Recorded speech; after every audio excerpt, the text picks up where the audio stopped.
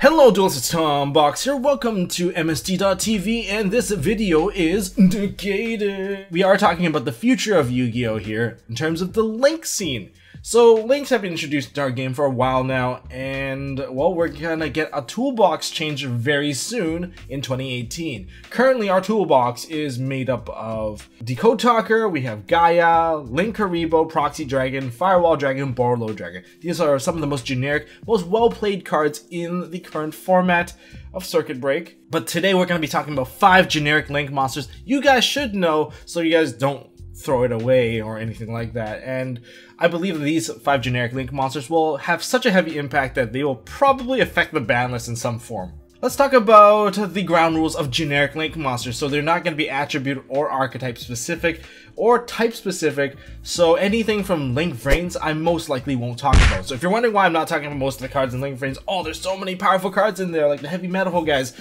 well, that's because they're not as generic as possible. For generic, we're going to go with effect monsters and normal monsters. Those are pretty generic because most decks can actually have these, and especially effect monsters. I'm going to talk about summoning methods. They're usually okay, except Pendulum, Ritual, and Fusion. So if it's just special and normal, they're considered basically generic. And if it doesn't have carry specific attributes or types or names, generic. That's generic enough for me. Alright, so without further ado, let's actually move forward. So the very first monster I'm going to be talking about is actually one coming out in Extreme Force, and hopefully it's not a secret rare, hopefully it's just an easy access rarity for all of us, because it is pretty much essential to most people that play effect monsters, which is Underclock Taker. And this guy can actually turn around certain boards that you cannot potentially break thanks to its effect to reduce attack. Now, what I really enjoy about this card, this little future fidget spinner of 2018, is that it points downwards and to the left. That is huge, because currently in terms of our Link 2s, most of them point left and right. And for the ones that point downwards in any way, shape, or form, there's only Akashic that's really doing that, but it requires 2 monsters of the exact same type. It's generic, but it's not exactly easy access for most people. But for anyone that wants to get cards that are pointing basically to the 2 corners, well, you need attribute-specific stuff like Mrs. Radiant and Mistargo, which not everyone runs those attributes. So it's not generic enough. It's generic in that attribute sense, but not towards every player. Now for Underclock Taker, pointing to the left and pointing downwards is a huge thing because you can use this card midway through a combo, or you can use it to start a combo. So that's really lovely. But let's actually go into the card text. So it requires 2 effect monsters. Once per turn, you can target 1 face-up monster this card points to and 1 face-up monster your opponent controls. That opponent's monster loses attack equal to the monster it points to, and until the end of the turn. Okay, well, it's once per turn, but it's not hard once per turn, so you can pretty much reduce something to 0. All I can see right now is it's going to be part of an OTK play. You can reduce your opponent's monster, break their board if all you need to do is just swing into their stuff. This makes this card very ideal, and it is also a part of the Grinder Golem 1-card topologic OTK. How's that work? Basically, Grinder Golem plus a couple of other cards can basically result in 2 Link 4s with a Firewall and a Topologic. Topologic will do burn damage on the Grinder Golem, and the Grinder Golem will have its attack reduced by, of course, said card, Underclock Taker, and the Firewall will also swing it into the face. So it's like 25, 25, 3k, which is exactly 8k, and that's a 1-card OTK. 2 Link 4s, Grinder Golem, I don't see you living very long in our predicted future. But anyways, that is 1 card that we would all like to see in our extra, and I expect a lot of us to actually run this card too, because it's just very useful to have something pointing down and left. Always opening an option is always a good thing. The second monster I want to talk about is also a Link 2, and you guys probably have heard of it already. If you guys haven't heard of them, it's because you might have been living under a rock in terms of looking at OCG scene. It is Security Dragon. Oh, what? When did they announce Security Dragon? Well, they haven't announced Security Dragon just yet, but it is very, very likely to come out due to popular demand. And if Konami want to enable us to play some of these combos that are going to be very, very relevant in the future, they are going to release this. Similar to how they released Proxy Dragon. Proxy Dragon was released in a tin. This is likely going to be a tin promo in my prediction, but it is also possible it will be a Shonen Jump card as well. So by Shonen Jump, I mean the magazine, so rest in peace EU players. If that does happen, I'm hoping it doesn't so that everyone gets access to it.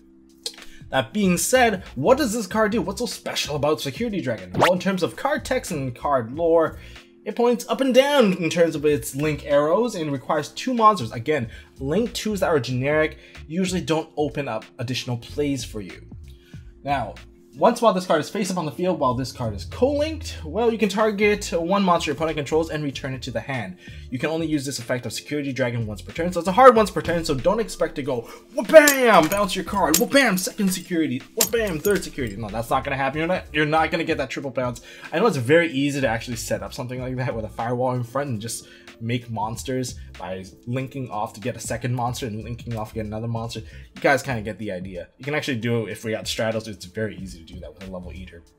But anyways, that's besides the point. This card is also very essential for the Grinder Golem OTK with 1 card Topologic Firewall OTK. But if you can get to a Topologic and Firewall, all it means is you have a link 4 and a link 4. Somehow 1 card resulted in you getting 8 links on the field. That's actually pretty nasty, thanks to the fact that this card can bounce a card back. And since it's so generic that it doesn't even care about tokens, the Grinder tokens can bounce back the Grinder Golem. So that's actually part of the combo. But aside from doing that, this card is also, well, very big part of Grinder, of course, but you don't have to go into that OTK. There's other cards that you can go into. But let me actually go into the context of Proxy Dragon versus Security Dragon in terms of its release timing. The thing about Proxy Dragon is, for TCG anyways, it was very essential that we got in Proxy Dragon during that time because the link format was kind of still pretty slow.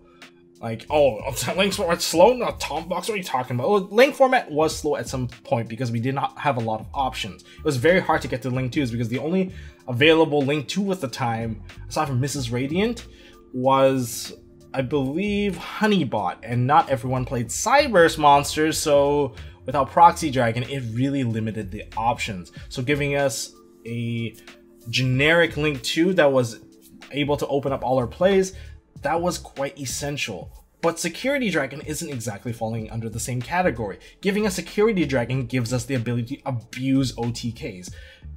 And in that regard, does Konami want to give us that kind of option? Yeah, that's actually something to think about in terms of if they're going to give us that Security Dragon announcement, which is most likely going to be a yes because they like us players spamming a lot of their cards and buying their product a lot. Moving on to the third monster, we're going to move away from the Link 2s and back into Extreme Force. If you guys do pull this Link 4 boss monster, make sure to shove it into your extra deck because you're going to love the effects that this guy has to offer.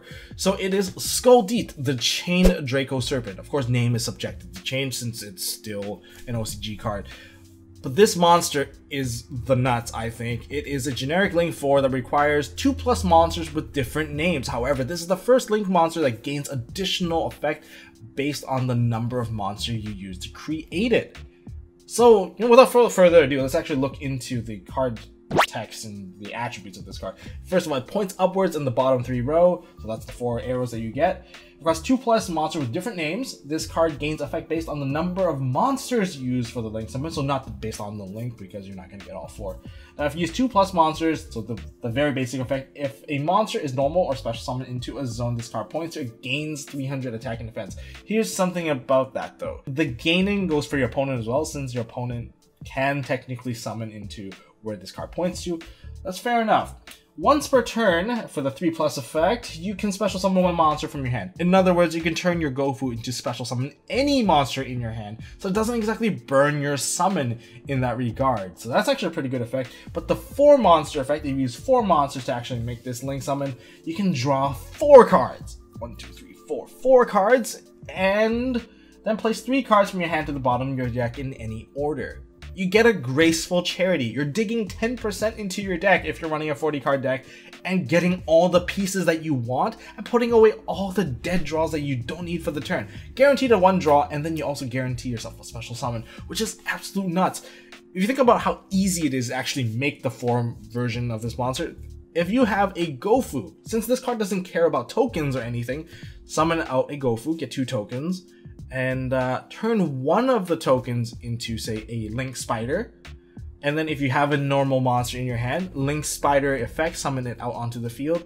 And now you have a token, a Gofu, a Link Spider, and that other monster in your hand, and that's 4 different names right there. Super easy. Grinder Golem. If you got Grinder Golem, give your opponent a Grinder Golem. Get your 2 tokens, turn your token into a Linkuriboh plus something else, perhaps, and then you eventually use Akashic, bounce the monster back.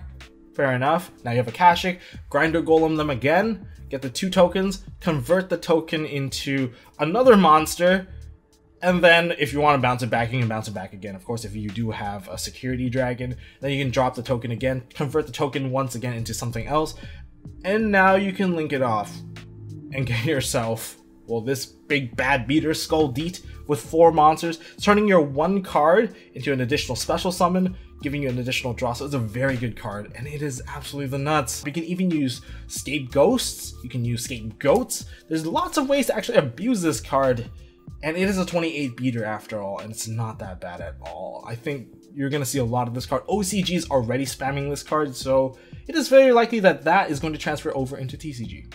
The 4th monster I'm going to be talking about, I can't believe this is one of the link drain monsters that does kind of slip through. It is the Lightsworn one. Curious, the Lightsworn Dominion? Whatever her name is, or his name is, I can't really tell the gender from the card art. Correct me if I'm wrong, of course. Now, the arrows point basically Decode Talker style forward and the 2 bottom corners. Okay, well, that's fair enough, but what makes this card so generic? So it just so happens to dodge my conditions of saying it's a generic card. It requires monsters of the same attribute, but of different types, and you have to use 3 monsters to make this one. But why am I talking about this monster over all the other, perhaps link raid monsters that can be considered generic? It's because this one can let you add any card from the graveyard back to your hand, and that's actually, to me, pretty nutty. So let's actually talk about the card text. It requires 3 monsters with the same attribute, but different types. It is a little restrictive, but then again, it's same attribute, not a specific attribute, different types, not a specific type. I have to eat my words if I didn't say that this was generic based on the conditions I've set. But anyways, if this card was destroyed by battle or leaves the field by opponent's card effect while the owner controls it, target 1 card in your graveyard, add it to your hand. So clutch add, I suppose? Now you can only use each of the following effects of Curious once per turn. If this card is link summoned, send a card from your deck to the graveyard, and if a card is sent from the deck to the graveyard by a card effect, you can send the top 3 cards of your deck to the graveyard. For Lightsworns, that's actually very good. For any kind of mill cards, it's very good. You just play a milling effect, and then you get yourself additional 3-card mill. For mill decks, this is a very useful card, I would say. And just in my opinion, this is actually a very useful card. But the add any card to your hand is actually pretty nutty. With a 24 body, not exactly, well, it's just kind of average really, but like the ability to add any card, what would you actually add? You know, just answer me in the comment section below. What would you add and put in your hand if you could put any card in your hand by just getting rid of this card? Of course, your opponent has to kill it, so you know, there's a bit of a trade-off. It's a little slower, but you guys let me know. In terms of the effects, I think it's generic enough to be considered a generic card. Alright, finally we get to the 5th card here, and the 5th card is from Flames of Destruction. It is the cover card, and it's part of the Topologic series, the Topologic Trisbana Saltbay. She does have Bay in her name right now, and hopefully she does keep the word Bay in the name. It'd be just kind of fun to have that kind of meme going on. But let's read her card text right now. So we have 2+ effect monsters. If a monster is special summoned into a zone this card points to, banish that monster and as many spells and traps on the field as possible. And if you do, inflict 500 damage to your opponent for each of their cards banished by this effect. Okay, that is lovely. It actually makes it kind of annoying for your opponent. So the upward pointing arrow isn't exactly that bad. So it points arrows exactly like Decode Talker. It points in that way, and this way. Well, whatever that gets special summoned into those zones basically triggers the effect. So all Topologics right now, in my mind, if you special summon onto a zone they point to, they will trigger an effect, either blow up the board or blow up the entire background. I guess we already got our Dark Hole, now we have our Heavy Storm. Now what's interesting is that the burning effect, because every series, in terms of Yu-Gi-Oh, there's always one toolbox card in the deck that results in burning for game. Way back in the old era of Yu-Gi-Oh, we have Caius, because Caius was the best monarch at the time, and you can summon Caius and banish himself to burn for 1,000. So if anyone's within the 1,000 range, the Caius test would kill you. And then during the Synchro era, we had Dark Strike Fighter. Oh, deal enough damage. Oh, Dark Strike Fighter, burn for game. Xyz era, we had Cowboy for game to finish them off.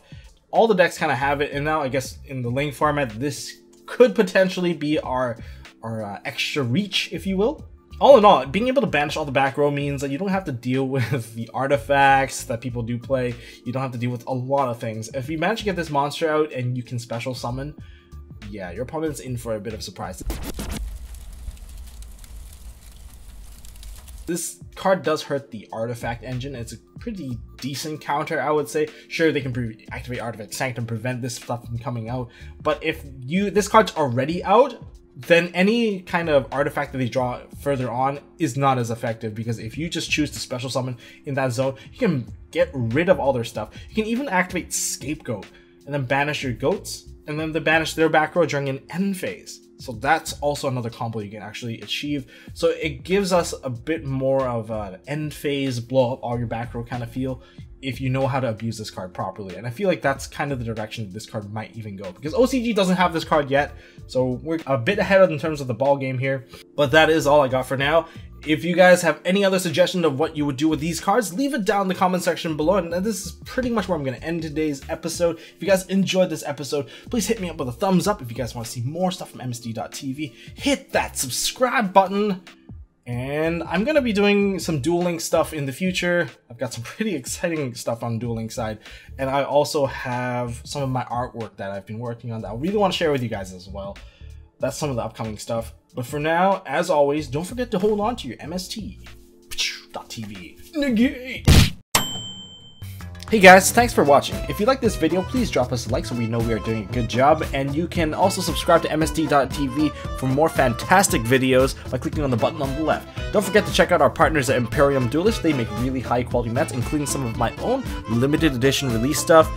And if you want to check out one of our past videos, click here on the right. As always, don't forget to hold on to your MST.TV, and I'll see you next time.